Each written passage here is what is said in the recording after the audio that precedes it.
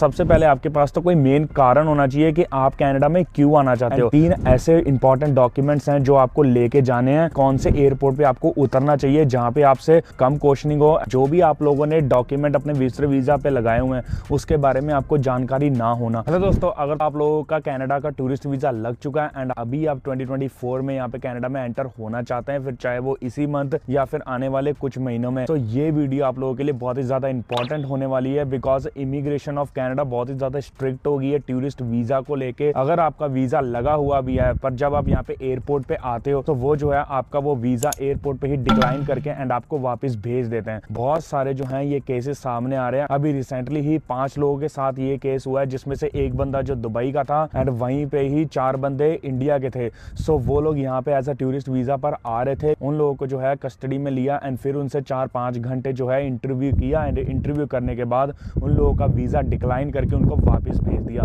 सो आज इस वीडियो में मैं आप लोगों को बताऊंगा कि इमिग्रेशन एजेंट आप लोगों से कौन कौन से क्वेश्चन पूछ सकते हैं एंड कौन कौन से जो है वो क्वेश्चन आप लोगों ने प्रिपेयर करके जाने हैं, ताकि इमिग्रेशन एजेंट अगर आपसे कोई भी क्वेश्चन पूछ ले तो आपके पास उसका जवाब हो। एंड 3 ऐसे इंपॉर्टेंट डॉक्यूमेंट्स हैं जो आपको लेके जाने हैं। उसके बिगाड़ अगर आप जाते हो तो फिर वहां पे जाके बहुत ही बड़ी आपको प्रॉब्लम फेस करनी पड़ सकती है। एंड ऊपर से मैं आपको ये भी बताऊंगा कि कौन से एयरपोर्ट पे आपको उतरना चाहिए जहां पे आपसे कम क्वेश्चनिंग हो एंड वहीं पे ही आपके एंट्री के चांसेस भी बहुत ज्यादा हो। तो इस वीडियो को एंड तक जरूर देखिएगा बिकॉज बहुत सारी इंपॉर्टेंट इन्फॉर्मेशन इस वीडियो में आज मैं आप लोगों को देने वाला हूं। सो बिना किसी देरी से let's get into the video.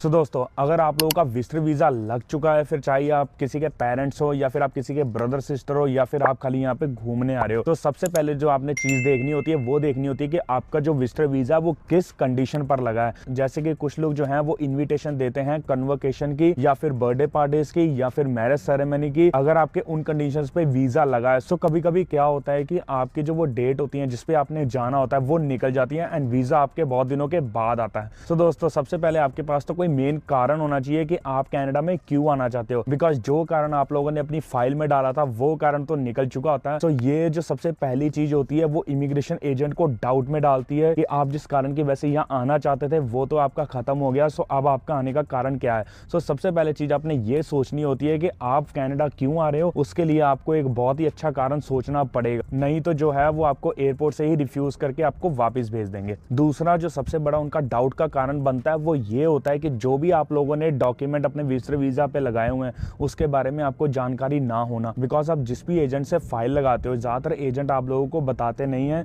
कि उन लोगों ने आपके टूरिस्ट वीजा की फाइल पे कौन कौन से डॉक्यूमेंट्स लगाए हैं, फिर चाहे वो आपके बैंक स्टेटमेंट से रिलेटेड हो या फिर और भी कोई डॉक्यूमेंट्स हो। तो अगर आपने उसमें बैंक स्टेटमेंट्स लगाए हैं तो आपके पास आपकी पूरी बैंक स्टेटमेंट्स होनी चाहिए। मींस जितने भी आपने डॉक्यूमेंट्स अपने उस फाइल में लगाए हैं विजिटर वीजा वाले पे, वो सारे डॉक्यूमेंट्स आपके पास हैंडी होने चाहिए जब भी आप एयरपोर्ट पे जा रहे हो। बिकॉज जो इमिग्रेशन एजेंट है वो आपसे किसी भी डॉक्यूमेंट की मांग कर सकता है जो भी आपकी उस फाइल में लगी है। बिकॉज जब भी आप एयरपोर्ट पे जाते हो एंड इमिग्रेशन एजेंट आपका पासपोर्ट की एंट्री डालता है, तो उसके बाद जो है सारा रैकेट खुल जाता है कि आप लोगों ने कौन कौन से डॉक्यूमेंट डाले थे जब आपने विजिटर वीजा अप्लाई किया एंड वो आपसे उन्हीं डॉक्यूमेंट से रिलेटेड क्वेश्चन पूछ सकता है। सो अगर आपने बैंक स्टेटमेंट शो की है, सो जिस भी बैंक स्टेटमेंट्स की आपने बैंक स्टेटमेंट शो की है वो सारी स्टेटमेंट्स आपके पास फाइल में हैंडी होने चाहिए। बिकॉज वो वहां पे जाके देख सकता है जो भी अगर आपने कारण शो किया है। जैसे अगर आप कन्वोकेशन में जाना चाहते हो तो आपके पास वो कन्वोकेशन का लेटर होना चाहिए। अगर आप किसी के मैरिज में या कनाडा में आना चाहते हो तो आपके पास वो मैरिज कार्ड होना चाहिए। मींस जिस भी कारण से आप यहाँ पे आना चाहते हो या फिर जो भी डॉक्यूमेंट्स आप लोगों ने अपनी फाइल में लगाए हैं वो सारे डॉक्यूमेंट जो है आपके पास हैंडी होने चाहिए। ये जो है ये सबसे बड़ा कारण बनता है आप लोगों का वीजा डिक्लाइन होने में एयरपोर्ट में। उसके बाद तीसरी जो इंपॉर्टेंट चीज आ जाती है वो ये है कि आपके पास कोई भी फालतू सामान नहीं होना चाहिए आपके बैग में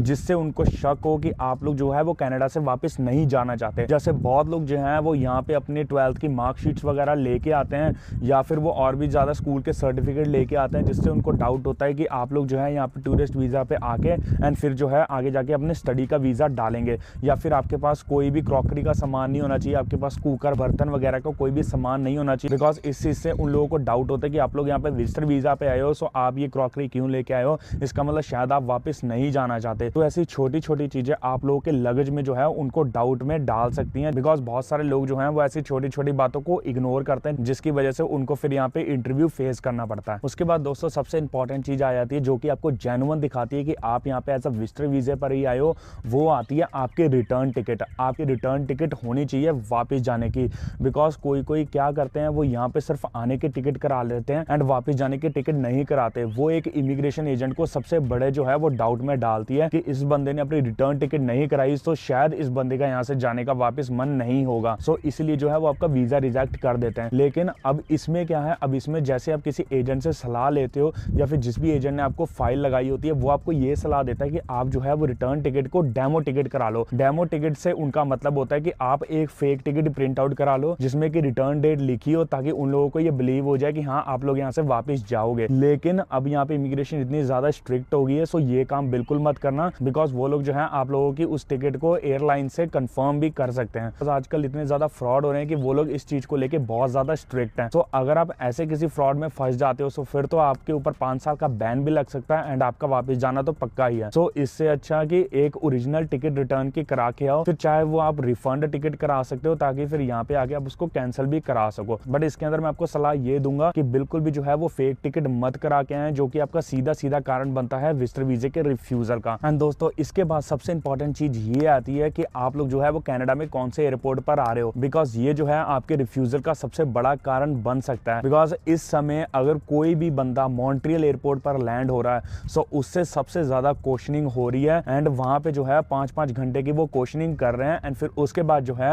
वहां से बाहर निकाल दे रहे हैं। सो इसीलिए जो है आप मॉन्ट्रियल एयरपोर्ट को फिलहाल मत चूज कीजिए यहाँ पे आने के लिए। आप जो है वो डायरेक्ट फ्लाइट ले सकते हैं दिल्ली से टोरंटो की, एंड टोरंटो पे जो है वो क्वेश्चनिंग बहुत ज्यादा कम होती है एंड आपके बहुत ज्यादा चांसेस होते हैं कनाडा में इन करने के। लेकिन मॉन्ट्रियल एयरपोर्ट पे इस समय बहुत ज्यादा स्ट्रिक्टनेस है, बिकॉज बहुत लोग जो हैं वो कनेक्टिंग फ्लाइट्स लेते हैं कुछ पैसे बचाने के लिए। तो इसी कारण की वजह से वो लोग मॉन्ट्रियल में लैंड करते हैं। लेकिन मॉन्ट्रियल इस समय बहुत ही ज्यादा स्ट्रिक्ट है, सो इग्नोर इट एंड कोशिश करिए किसी ऐसे एयरपोर्ट पे लैंड करने की जहाँ पे बहुत सारे इंटरनेशनल स्टूडेंट ना आते हो या फिर बहुत सारे जो हैं वो टूरिस्ट ना आते हो। अब YYZ पे इंटरनेशनल स्टूडेंट भले ही आते हैं, लेकिन आज के टाइम पे वहाँ पे इतनी ज्यादा क्वेश्चनिंग नहीं हो रही, बिकॉज मॉन्ट्रियल से रिलेटेड बहुत सारे केसेस आ रहे हैं। जैसे कि मैंने आपको पहले बताया था कि यहाँ से जो है वो 5 बंदे डिपोर्ट कर दिए गए हैं जो विजिटर वीजा पे आए थे, वो लोग भी सब जो है वो मॉन्ट्रियल एयरपोर्ट पर ही लैंड हुए थे। सो मॉन्ट्रियल एयरपोर्ट इस समय बहुत ही ज्यादा स्ट्रिक्ट हो रहा है इन चीजों को लेकर। लास्ट चीज जो आप सबके लिए बहुत ही ज्यादा इंपॉर्टेंट है, जो भी यहाँ पे टूरिस्ट वीजा पर आ रहा है, वो ये है कि जब भी आप एयरपोर्ट पे लैंड करते हो, खासकर मॉन्ट्रियल वाले एयरपोर्ट पर, सो वहां पे जो है वो लोग आपको फोर्स करते हैं कि आप लोग जो है विजिटर वीजा से एंट्री नहीं ले सकते, बिकॉज कोई ना कोई प्रॉब्लम है।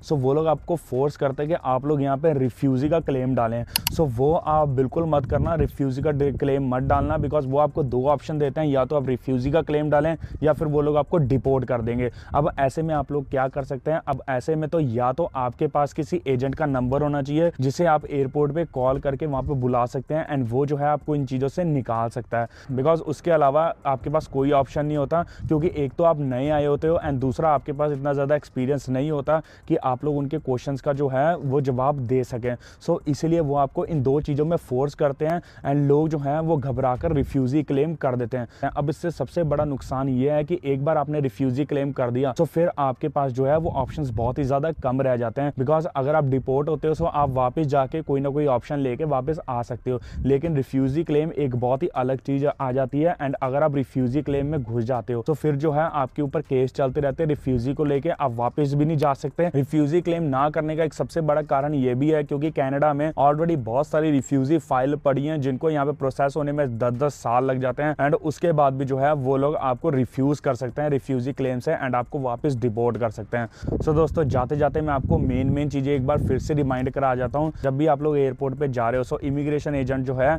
वो आपसे सबसे पहले तो आपके फ्लाइट की रिटर्न कॉपी मांग सकता है जो आपके पास होनी चाहिए एंड आप जिस भी कारण से कनाडा में आ रहे हो उसकी आपके पास कॉपी होनी चाहिए। फिर चाहे वो आप कन्वोकेशन पे आ रहे हो, किसी की मैरिज पे आ रहे हो या फिर और किसी कारण की वजह से आ रहे हो, या फिर अगर आप किसी की मैरिज में आना चाहते थे लेकिन आपका वीजा लेट आया एंड फिर अगर आप एंट्री करना चाहते हो, सो आपके पास एक और जो है वो प्रॉपर कारण होना चाहिए कि आप लोग कनाडा में एंटर क्यों करना चाहते हो। सो ये जो चीजें हैं वो सारी चीजें आप लोगों ने ध्यान रखनी है। ऊपर से आपके पास जो है वो आपके किसी भी स्कूल के डॉक्यूमेंट्स नहीं होने चाहिए, मार्कशीट्स नहीं होनी चाहिए, कोई भी आपके पास क्रॉकरी नहीं होनी चाहिए, बिकॉज ये चीजें भी उन लोगों को डाउट में डालती हैं कि आप लोगों ने कनाडा में ही रहना है एंड यहाँ से वापस नहीं जाना। तो गाइस आई होप आप लोगों को बहुत सारी जानकारी जानकारी मिली होगी विजिटर वीजा या टूरिस्ट वीजा को लेके कि आप लोग यहाँ पे एंट्री कैसे कर सकते हैं एंड क्वेश्चन आंसर से रिलेटेड।